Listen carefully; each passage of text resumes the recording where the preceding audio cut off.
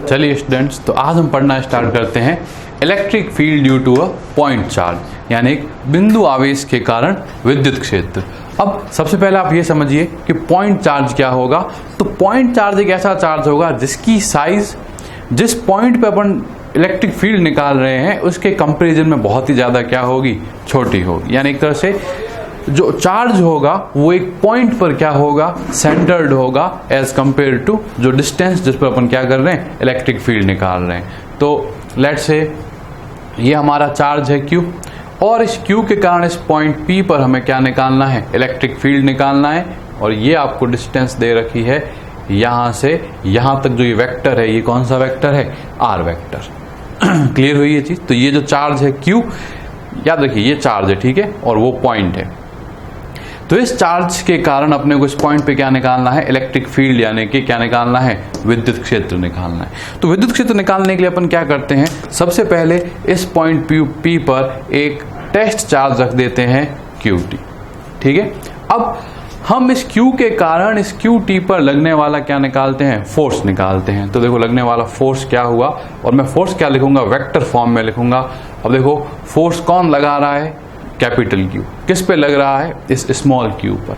तो देखो कितना होगा, 1/4 पाई एप्सिलॉन नॉट, ठीक है। मान के चल रहे हैं हम किसके अंदर हैं, ये फ्री स्पेस यानी कि वैक्यूम के अंदर है, into capital Q times small q upon mod of r का होल स्क्वायर इनटू क्या आ गया, r कैप, क्योंकि इसी डायरेक्शन के अंदर है। तो डायरेक्शन ये वाला अगर r वेक्टर से डायरेक्शन को अपन कैसे रिप्रेजेंट करेंगे, r कैप से। अब इलेक्ट्रिक फील्ड क्या होता है, तो इलेक्ट्रिक फील्ड क्या होता है कि टेस्ट चार्ज पर जो फोर्स लगता है डिवाइडेड बाय टेस्ट चार्ज, ये क्या रिप्रेजेंट करता है, इलेक्ट्रिक फील्ड रिप्रेजेंट करता है। तो आप सीधा सा क्या करिए, टेस्ट चार्ज से इस फोर्स को डिवाइड कर दीजिए। तो कितना आया ये, 1/4 pi epsilon not QT upon R square, और कंप्लीटली किससे डिवाइड करना है हमें, QT से। तो देखो इस QT से वाला QT क्या हो जाएगा, कैंसिल हो जाएगा, और E वेक्टर किसके इक्वल आ जाएगा, 1/4 pi epsilon not Q upon R square, ठीक है। या फिर इसे हम क्या लिख सकते हैं, E vector is equal to KQ upon R square, ठीक है। तो ये जो ओके सॉरी अपन जो है R स्क्वायर हुआ, यानी हमें इसको क्या करना पड़ेगा, मॉड ऑफ R का स्क्वायर करना पड़ेगा। तो मॉड ऑफ R का स्क्वायर, क्योंकि हमें वेक्टर फॉर्म में लिखना है तो इनटू क्या लगाना पड़ेगा, R कैप लगाना पड़ेगा, ठीक है। तो ये क्या हो गया, इलेक्ट्रिक फील्ड हो गया। एक सोर्स चार्ज यानी कि पॉइंट चार्ज होना चाहिए। देखो ये पॉइंट चार्ज है, इसके कारण R वेक्टर वाली पोजीशन पर एक पॉइंट है P, इस पर जो फोर्स इस पर जो इलेक्ट्रिक फील्ड होगा वो क्या होगा, KQ upon mod of R square into R cap. Clear हुई ये चीज, ठीक है। तो ये बहुत आसान फॉर्मूला है। जो प्रीवियस क्लास के अंदर जो इलेक्ट्रिक फील्ड आया है वो भी सेम यही आया है, और वो भी किसके कारण नहीं था, एक तरह से पॉइंट चार्ज के कारण हमने निकाला था, लेकिन यहाँ हमने अलग से निकाल दिया, ठीक है। अब नेक्स्ट जो हम देखेंगे वो ये देखेंगे कि भाई इलेक्ट्रिक फील्ड और R में क्या रिलेशन है। तो देखो इलेक्ट्रिक फील्ड जो है वो 1/R स्क्वायर के प्रोपोर्शनल है। तो देखो R स्क्वायर के तो इनवर्स प्रोपोर्शनल है, लेकिन 1/R स्क्वायर की, देखो 1/R स्क्वायर के क्या है, ये डायरेक्ट प्रोपोर्शनल है। तो आप लोगों को ये चीज प्रीवियस क्लास में बताई गई है कि जब भी इस तरह का रिलेशन होता है, ये E है और ये R, तो जो रिलेशन बनेगा, जो ग्राफ कैसा बनेगा, इस तरह से, ठीक है। ये क्या होगा, इस तरह से डिक्रीमेंट होगा, और ये क्या कहलाएगा, रेक्टेंगुलर हाइपरबोला, यानी से हम क्या बोलेंगे, आयताकार अतिपरवलय। तो जब भी y is inverse proportional to x to the power n होता है, n कुछ भी हो सकता है, तो ये क्या होता है, रेक्टेंगुलर हाइपरबोला, ऐसा ही शेप बनता है। तो एक कर तो आपको ये याद रखना है कि E, और अगर आपको पूछा जाए कि E और R का ग्राफ क्या होगा, तो देखो E और R का ग्राफ ये होगा। लेकिन अगर आपको पूछा जाए कि आपको ग्राफ बनाना है E और 1/R स्क्वायर का, तो देखो दोनों अलग अलग बातें हैं। यहाँ जो है E और R के बीच में रिलेशन है, जबकि यहाँ E और 1/r² के बीच में। अब गौर देखोगे तो E जो है वो R के तो स्क्वायर के इनवर्स प्रोपोर्शनल है, लेकिन 1/r² को होल पूरे को एक क्वांटिटी देखोगे तो E इसके क्या है, डायरेक्ट प्रोपोर्शनल है। अब डायरेक्ट प्रोपोर्शनल है तो ये वाला ग्राफ कैसा बनेगा, ऐसा बनेगा। ठीक है, तो दोनों ग्राफ आपको याद रखने हैं कि E और R का ग्राफ इस तरह से बनेगा, रेक्टेंगल हाइपरबोला, और E और 1/r² ग्राफ जो होगा वो क्या बनेगा, एक स्ट्रेट लाइन बनेगा, यानी क्या बनेगा, एक सरल रेखा बनेगा। ठीक है, तो ऐसे सेम ग्राफ जो है हमने ग्रेविटेशन के अंदर भी देख रखे हैं कि ग्रेविटेशनल जो फील्ड होता है उसका भी डिस्टेंस के साथ यही रिलेशन होता है। ठीक है, तो ये चीज आपको यहाँ तक याद रखनी है। और ये वाला फॉर्मूला बहुत इंपॉर्टेंट जो आपको याद रखना है कि कोई भी पॉइंट चार्ज के कारण R पोजीशन पर जो इलेक्ट्रिक फील्ड होगा वो क्या होगा, KQ/mod(r²) × r²।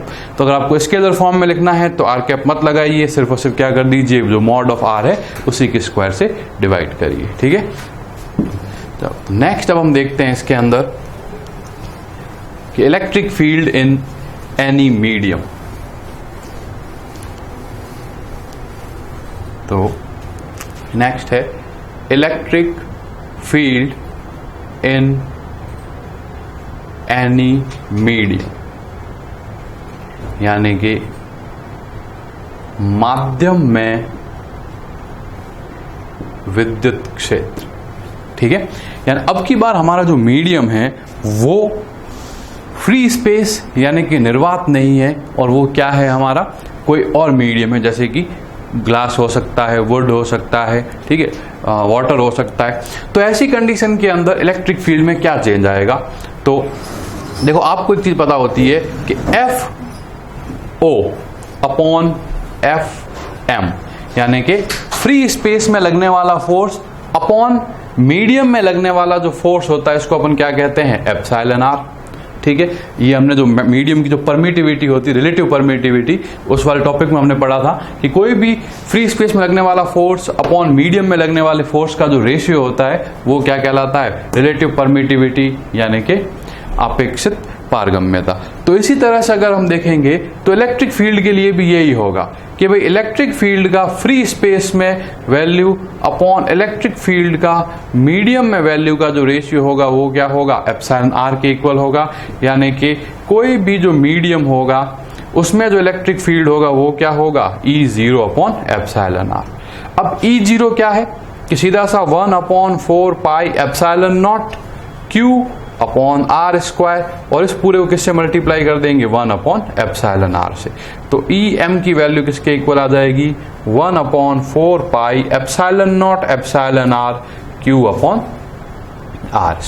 तो देखो ये एक बहुत छोटा टॉपिक है, आपको सबसे इंपॉर्टेंट ये वाला फॉर्मूला याद रखना है। ये वाला फॉर्मूला तो यूजुअली यूज भी नहीं आएगा आप लोगों के, तो ये वाला जो फॉर्मूला है वो आप याद रखोगे कि फ्री स्पेस में इलेक्ट्रिक फील्ड अपॉन मीडियम में इलेक्ट्रिक फील्ड का जो रेशियो होगा वो किसके इक्वल होगा, εr के इक्वल होगा, जिसे हम क्या बोलेंगे, रिलेटिव परमिटिविटी बोलेंगे। ठीक है, नेक्स्ट टॉपिक है हमारा, यहाँ पे बहुत छोटे टॉपिक हैं, सारे फॉर्मूलाज ही हैं, इसके बाद इन सब फॉर्मूलाज की क्या आएगी, एप्लीकेशन आएगी। तो देखो नेक्स्ट जो फॉर्मूला है वो है electric field due to system of charge. Electric field due to system of charge. ठीक है, यानी कि आवेश वितरण के कारण, आवेश निकाय के कारण हम बोल देते हैं, आवेश निकाय के कारण विद्युत क्षेत्र। समझ आ गई ये चीज। ठीक है, अब देखो ये क्या कह रहा है कि जैसे मान लीजिए कि यहां पर एक चार्ज है Q1, यहां पर एक चार्ज है Q2, यहां पर एक चार्ज है Q3, ऐसे करते करते यहां पर एक चार्ज है Qn। ये वाला वेक्टर है R1 वेक्टर, ये वाला वेक्टर है R2 वेक्टर, ये वाला वेक्टर है R3 वेक्टर, ऐसे ऐसे ये वाला वेक्टर है हमारा Rn वेक्टर। ठीक है, तो देखो ये जो अलग अलग चार्जेज हैं और ये हमारा क्या है, ओरिजिन है O, इसके रेस्पेक्ट में सबकी क्या दे रखी है, आपको पोजीशन दे रखी है। अब यहां पर हमारा एक पॉइंट है, लेट्स से ये पॉइंट है P हमारा यहाँ पर, और P की इसके रेस्पेक्ट में जो पोजीशन है वो हमारी क्या है, लेट्स से R0 वेक्टर। समझ आ गई जी। और हमें क्या करना है कि इस पॉइंट P पर इलेक्ट्रिक फील्ड फाइंड आउट करना है इन सब के कारण, ठीक है। तो देखो क्या होगा कि जो ये Q1 होगा वो भी इस P पर इलेक्ट्रिक फील्ड जनरेट करेगा, जो Q2 होगा वो भी करेगा, जो Q3 होगा वो भी करेगा, जो Qn होगा वो भी करेगा। तो हम क्या करेंगे, पहले सभी इंडिविजुअल चार्जेस के कारण जो भी इलेक्ट्रिक फील्ड पॉइंट P पर प्रोड्यूस हो रहा है उसको क्या करेंगे, कैलकुलेट करेंगे, और फिर सबका हम क्या कर देंगे, वेक्टर सम यानी कि सदिश योग कर देंगे। तो सबसे पहले मैं ये निकालता हूं कि electric field due to Q1 at P, यानी कि P पर Q1 के कारण विद्युत क्षेत्र, ठीक है। तो इसके लिए अपने को थोड़ा सा क्या एफर्ट लगाना पड़ेगा, उसके बाद सारा काम क्या हो जाएगा, आसान हो जाएगा। तो गौर से देखो क्या स्थिति बन रही है कि ओरिजिन है O यहां पर मेरा, ठीक है। पहले आप समझिए, देखो वेक्टर कैसे बनेंगे। तो वेक्टर को एक अगर आपने एक वेक्टर के लिए एक वेक्टर नोटेशन सेट कर लिया तो आगे वाले सारे काम आसान हो जाएंगे। और O के रेस्पेक्ट में Q1 कहां पर है, R1 वेक्टर पर, हाँ या नहीं। और O के रेस्पेक्ट में पॉइंट P कहां पर है, यहां पर, ये वाला क्या है, RO वेक्टर, ठीक है। अब अगर हम इलेक्ट्रिक फील्ड का देखते हैं चार्ज करंट, तो वो क्या होता है, वो होता है K मतलब 1/4πε0 Q/R वेक्टर का मॉड का स्क्वायर इंटू R कैप, ये फॉर्मूला होता है। अब ये R क्या होता है कि जो सोर्स चार्ज होता है, जो इलेक्ट्रिक फील्ड जनरेट कर रहा है, वहां से लेके जिस पॉइंट पर इलेक्ट्रिक फील्ड निकाल रहे हैं उसको मिलाने वाला वेक्टर, यानी कि ये वाला वेक्टर हुआ, ठीक है। तो देखो ये वाला वेक्टर क्या हो गया, R वेक्टर हो गया। अब हम देखो क्या, अगर हम वेक्टर ट्रायंगल सम लगाएं, यानी कि अगर सदिश योग का त्रिभुज नियम लगाए, तो क्या पता चल रहा है कि R1 vector plus R vector किसके इक्वल है, RO वेक्टर। क्लियर दिख रहा है हमें कि भाई R1 vector plus R vector किसके इक्वल है, RO वेक्टर के, यानी कि R वेक्टर किसके इक्वल आ गया, RO vector minus R1 vector. आया नहीं आया यहां तक, ठीक है। अब इस देखो जो ये वाला है कि RO vector minus R1 vector, ये कौन सा वेक्टर हो गया, ये वेक्टर हो गया। और इसको हम क्या कह सकते हैं, R1O वेक्टर। क्यों, 1 से शुरू हो रहा है, O पे क्या हो रहा है, एंड हो रहा है। तो 1 से शुरू होके O पे क्या हो रहा है, एंड हो रहा है, ठीक है। क्लियर हुई ये चीज। अब आप देखो आप, तो Q1 कारण कितना इलेक्ट्रिक फील्ड होगा, तो इसको मैं क्या कह देता हूं, E। कौन से पॉइंट पर है, P पॉइंट पर है। और कौन सा चार्ज कारण है, 1 के कारण, तो मैं क्या कहता हूं, EP1 वेक्टर कह देता हूं, कोई फर्क नहीं पड़ेगा, ठीक है। तो क्या हुआ, ये हुआ 1/4πε0। चार्ज कितना है हमारा, Q1 अपॉन ये वाला, यानी ये क्या हो गया, mod of R0 vector minus R1 vector, इसका square into R0 vector minus R1 vector, sorry. और इसको इसका अपने क्या करना है, कैप लेना है, ठीक है। तो मैं इस पूरे को क्या कर देता हूं, इस तरह से R0 vector minus R1 vector क्या कर देता हूं, कैप कर देता हूं, ठीक है। तो अब अल्टीमेटली आप इनको अलग अलग कैप भी लगा सकते हो, लेकिन मैं इसके लिए क्या नोटेशन यूज करूंगा, ये वाला। तो EP1 वेक्टर जो आया वो मेरा क्या आया, 1/4πε0 Q1 अपॉन R, देखिए वहां पर क्या है, वो 10 का स्क्वायर इंटू R10 कैप। और R10 किसके इक्वल है, R10 वेक्टर किसके इक्वल है, R0 vector minus R1 vector के, ठीक है। तो ये हमारा क्या हुआ कि इस Q1 के कारण P पर कितना इलेक्ट्रिक फील्ड हुआ, वो हमने क्या निकाल दिया, विद डायरेक्शन निकाल दिया।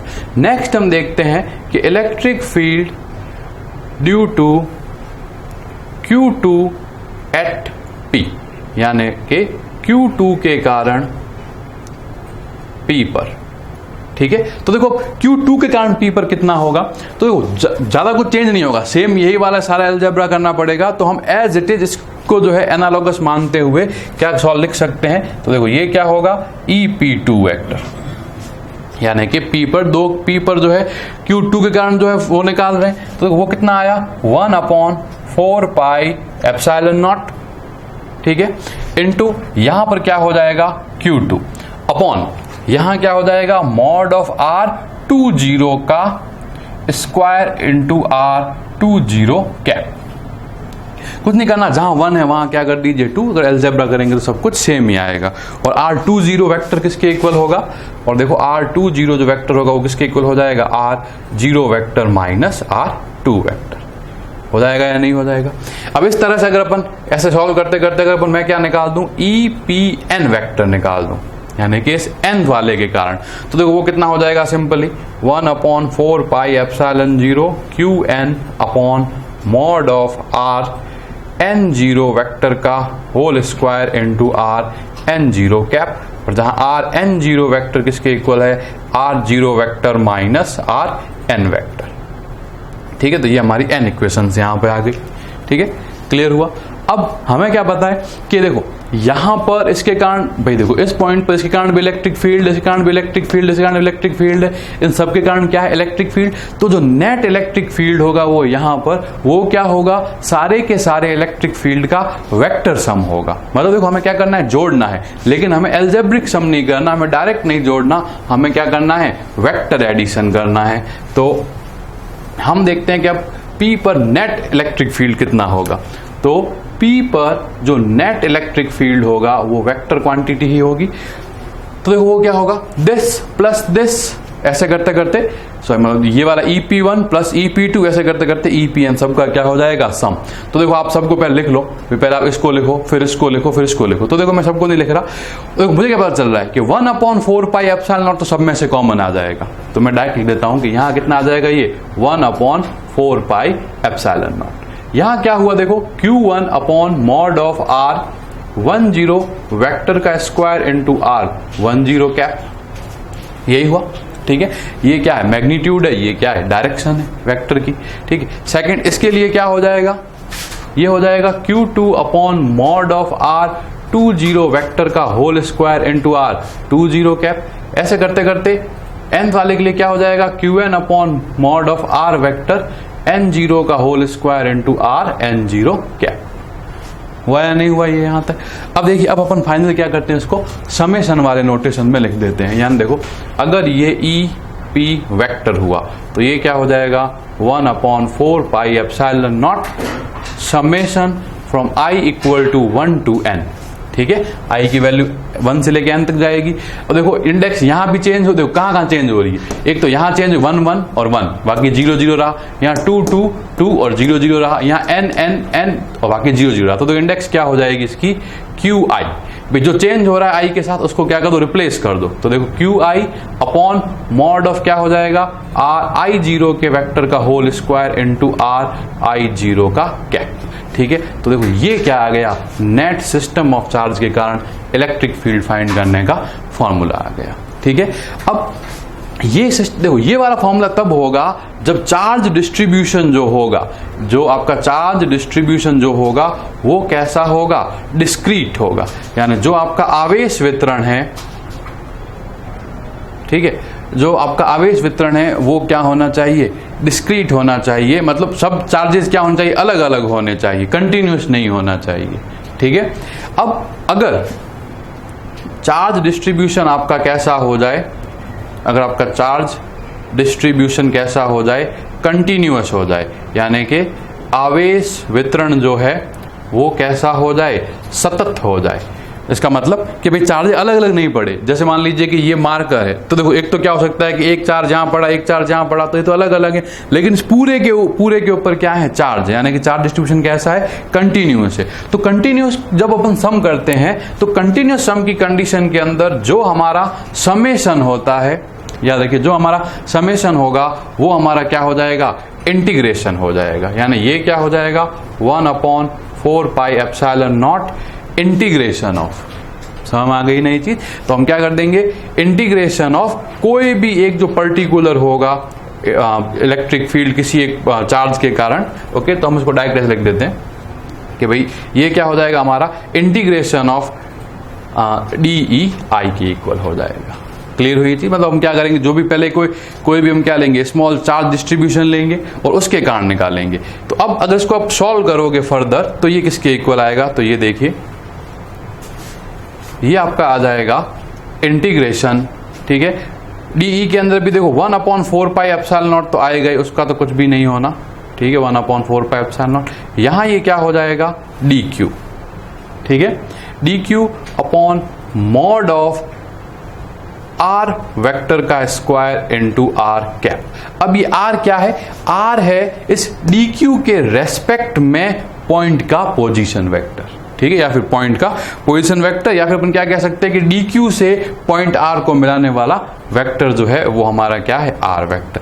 तो देखो इसको अप्लाई कैसे करते हैं, ये थोड़ा सा मुश्किल है, ये सीधा स्ट्रेट फॉरवर्ड है। तुम दोनों के जो है बाद में क्या देखेंगे, एग्जाम्पल देखेंगे। तो आज जो हमने देखा ये क्या था कि electric field due to charge distribution क्या होता है, इलेक्ट्रिक फील्ड ड्यू टू, सबसे पहले हमने कहां से स्टार्ट किया था कि भाई पॉइंट चार्ज का इलेक्ट्रिक फील्ड कितना होता है, फिर मीडियम में इलेक्ट्रिक फील्ड कितना होता है, और फिर सिस्टम ऑफ चार्ज का इलेक्ट्रिक फील्ड कितना होता है।